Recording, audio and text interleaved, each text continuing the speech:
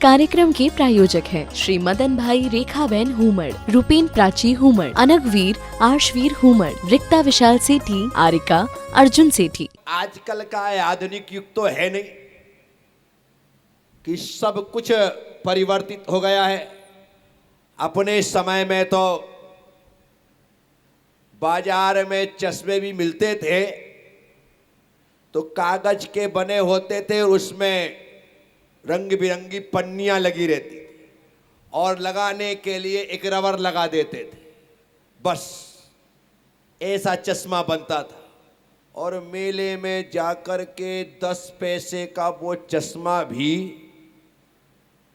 हम खरीदते थे और लगा करके ऐसे घूमते थे जैसे ही अपन ही बॉलीवुड के हीरो, ऐसे घूमते थे। नहीं लगाया कि चश्मा आपने वो रंग बिरंगी पन्नी वाले? राजू भाई लगाया नहीं लगाया? बचपन में वही चलते थे, सबने लगाया होगा जो अपनी उम्र के हैं। इसीलिए वो जब चश्मे लगाते थे तो क्या होता था, मैंने यदि नीला चश्मा लगाया तो पूरा मेला नीला दिखाई देता था, और जिसने पीला लगाया उसको पीला दिखाई देता था, जिसने लाल लगाया उसे लाल दिखाई देता था, जिसने गुलाबी लगाया उसे गुलाबी दिखाई देता था। जो जैसा चश्मा लगाता था उसे मेला वैसा दिखाई देता। अब मैं आपसे पूछता हूं, मेला नीला है, पीला है, लाल है, गुलाबी है, कैसा है? जल्दी बोलो, कैसा है? जिन्होंने चश्मा नहीं लगाया है उनसे पूछो कि मेला कैसा है। लगाने वाला तो नीला पीला कह करके लड़ने झगड़ने लग जाएगा। बस हमारी आंखों के ऊपर ऐसे ही मिथ्यात्व के नीले पीले चश्मे लगे हैं। इसी कारण से जो जैसा होता है वह वैसा दिखाई नहीं देता है। हम उस पन्नी के कलर के हिसाब से दूसरों को देखते हैं और उसे वैसा ही मान लेते हैं। साथियों, आचार्य भगवान कुंद कुंद स्वामी कह रहे, भय वसण मल विवज्जित संसार शरीर भोग निविन्ना। जो सम्यक दृष्टि है वह भय से रहित होता है, उसे किसी का डर नहीं लगता। कितने लोग हैं इसमें जिसे डर लगता है? कितने लोग हैं नहीं लगता? देखो पीछे काकरोच है, क्या बोले हमें डर नहीं लगता? कितने लोग हैं सभी को भय लगता है, और किसी का भय हो ना हो, मृत्यु का भय तो सबके साथ है, मृत्यु का भय। लेकिन सम्यक दृष्टि मृत्यु से भी नहीं डरता। सप्त व्यसन का त्यागी होता है, सप्त व्यसन का त्यागी।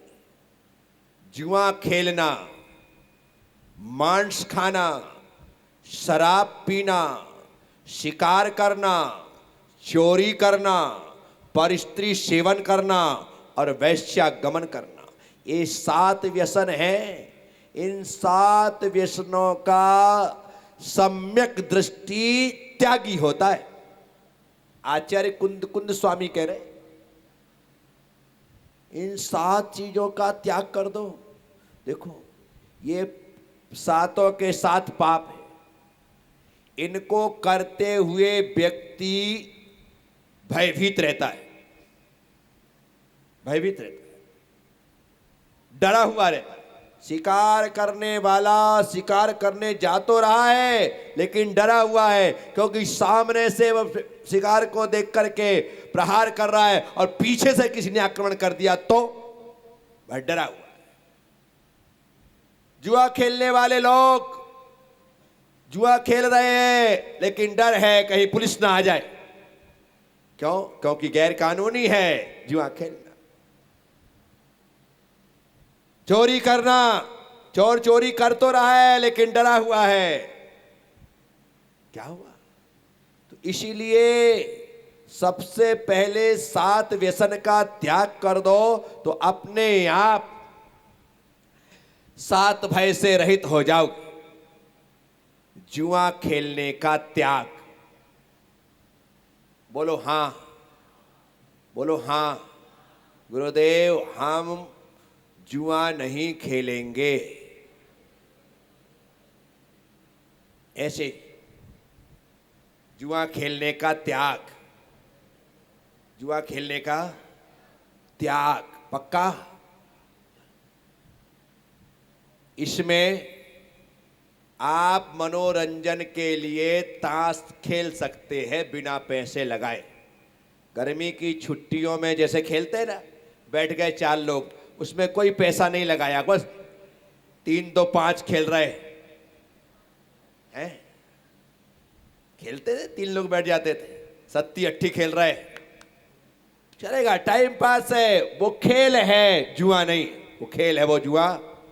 महिलाएं जिस प्रकार से किटी में हाउसी खेलती वो खेल सकती, वो जुआ, हाँ मजा आ गया, वो जुआ नहीं है। जुआ का मतलब है 1 के 10 करना, जहां पर अपनी पत्नी को भी दांव पे लगा दिया जाए, वो जुआ है।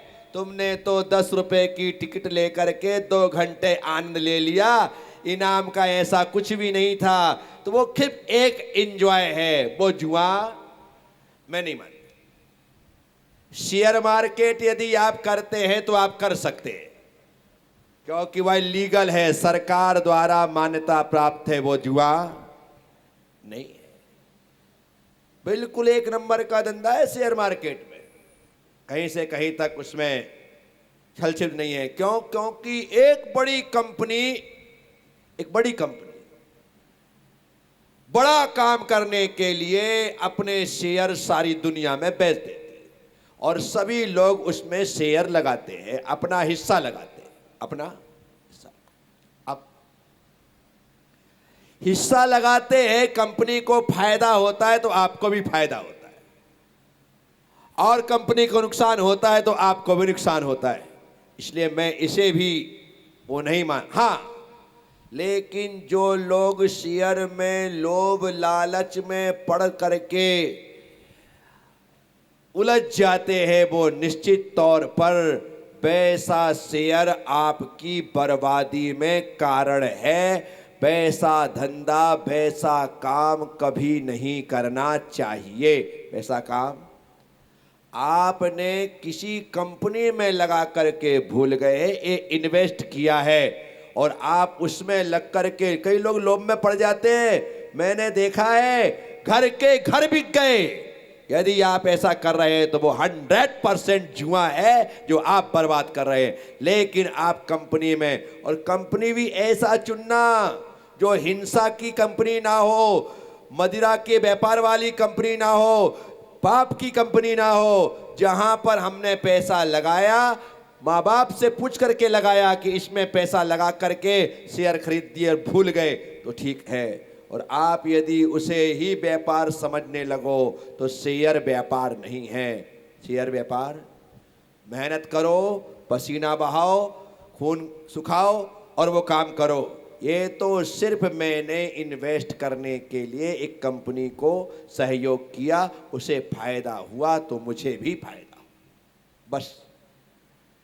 लेकिन बर्बादी में कारण बनने वाला काम शेयर का बिल्कुल मत करना। वायदा बाजार जिसमें होता कुछ भी नहीं है, खाली हाथ होते हैं और भाव चढ़ रहे हैं, ये करने जैसे काम, ये डिब्बे का काम करने जैसा नहीं है, ये सट्टे का काम करने जैसा नहीं है, क्रिकेट का सट्टा खेलने जैसा नहीं है, ये जुआ ही है। इसमें आप बर्बाद ही होने वाले हैं, सब कुछ लुट जाने वाला है, ये काम मत। चलिए, जुआ खेलने का त्याग, मांस खाने का त्याग। जैन कुल में पैदा हुए हैं, ये तो कभी संभव ही नहीं है। बोल, मांस खाने का त्याग, शराब पीने का त्याग, सभी प्रकार की मदिरा, बियर भी नहीं चलेगी। क्या? नहीं तो आप अंगूर का पानी समझ करके पी लो, जौ का पानी। हाथ ऊपर रखो बराबर। हाँ, जुआ खेलने का त्याग, मांस खाने का त्याग, शराब पीने का त्याग, शिकार करने का त्याग। कौन करता है आज? गया जमाना शिकार करने का त्याग। चोरी करने का त्याग। किसका त्याग? दूसरे का जेब काटना, दूसरे घर में डाका डालना, उसके त्याग की बात है, चोरी करने का त्याग। इसके बाद परस्त्री सेवन, ये वर्तमान की बहुत बड़ी बीमारियां बढ़ चुकी हैं। लोगों में उच्छृंखलता आ चुकी है, इसलिए हर स्त्री पुरुष का ये नियम होना ही चाहिए, पर स्त्री पर पुरुष के सेवन का त्याग। बस मेरा पति और मेरी पत्नी ही सर्वस्व है, सभी स्त्रियां मेरी माता बहन बेटी के समान हैं। और वेश्यागमन का त्याग। किसका त्याग? जो बाजारू स्त्रियां हैं, जो कोठे में बैठ करके अपना शरीर बेचती हैं, ऐसी स्त्रियों के पास मेलजोल बढ़ाने का त्याग। उठाओ, सातों व्यसनों का त्याग। बोलो नमोस्तु गुरुदेव। आशीर्वाद बहुत बहुत। ये 7 व्यसन के त्याग होने से 7 भय अब आपसे दूर हो जाएंगे। अब भय दूर हो गए। क्यों? अब डर किस बात? मैं पाप ही नहीं कर रहा हूं तो डर किस बात का? डर तो पापी को लगता है, डर तो पुण्यात्मा को डर नहीं लगता। पाप छुपकर किया जाता है और पुण्य खुलकर किया जाता है। हम जब पुण्य कार्य करते हैं खुल करके करते हैं, पाप अकेले किया जाता है, पुण्य सबके साथ किया जाता है। ये पुण्य पाप में यह अंतर है। तो आचार्य कहते हैं भय वसण मल 25 मल दोष है। क्या? 25 मल दोष हैं। 8 संकादि दोष, 8 मद, 6 अनायतन, 3 मूर्ता, 8 दूनी 16 और 6 22 और 3 25 ऐसे मल दोष है। आगे इनका विस्तार से वर्णन आएगा, तब मैं उस समय आपको बताऊंगा।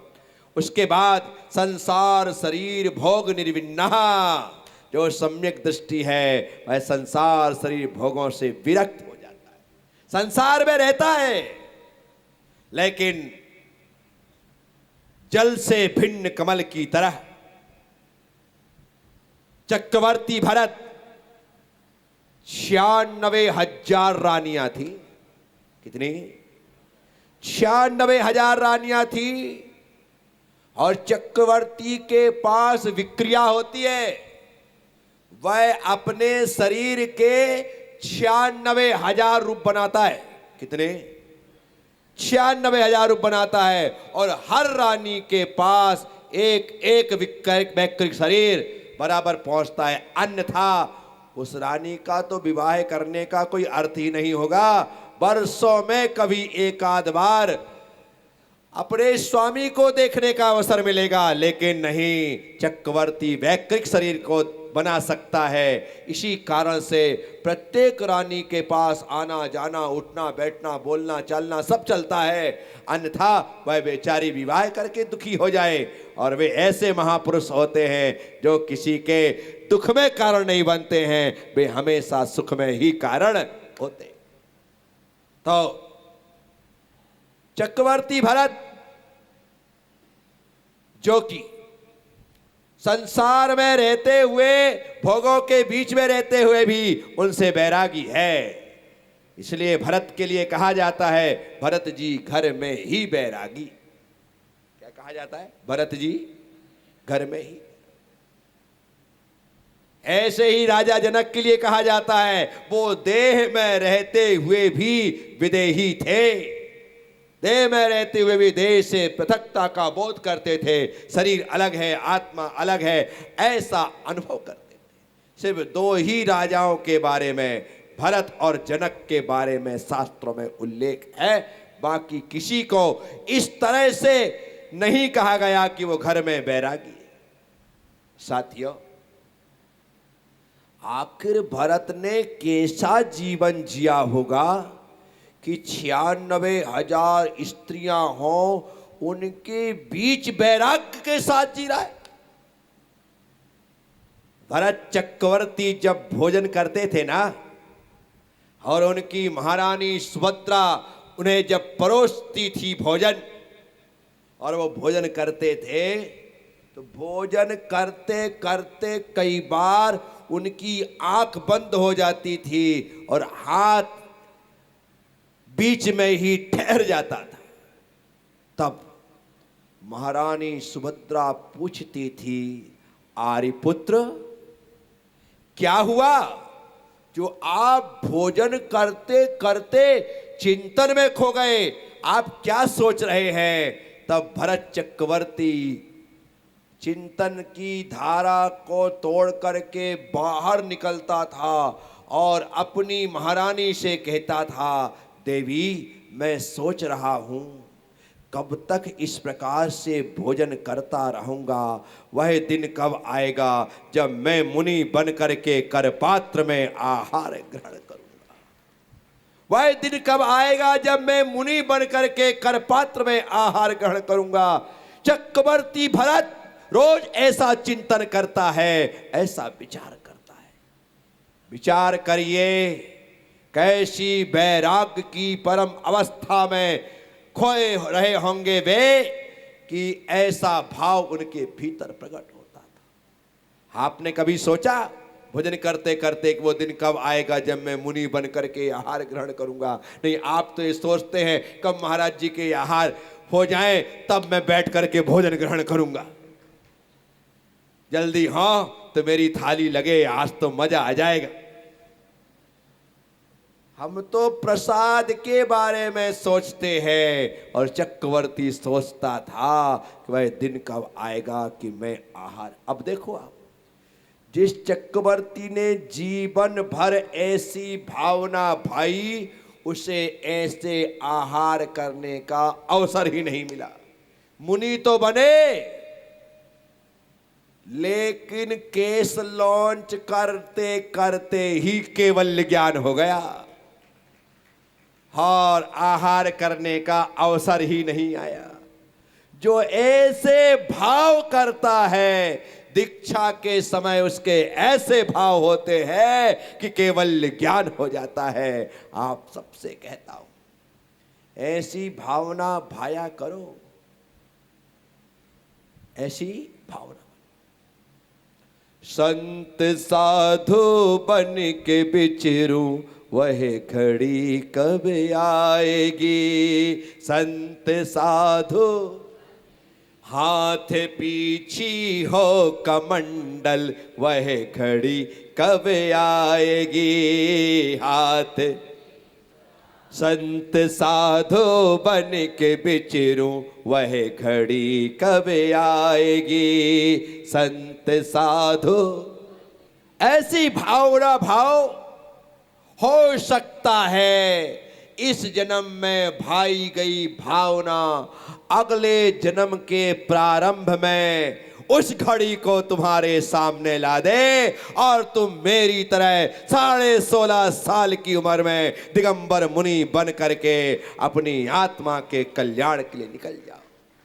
इस कार्यक्रम के प्रायोजक हैं श्री मदन भाई रेखाबेन हुमड़, रूपेन प्राची हुमड़, अनगवीर आर्शवीर हुमड़, रिक्ता विशाल सेठी, आरिका अर्जुन सेठी।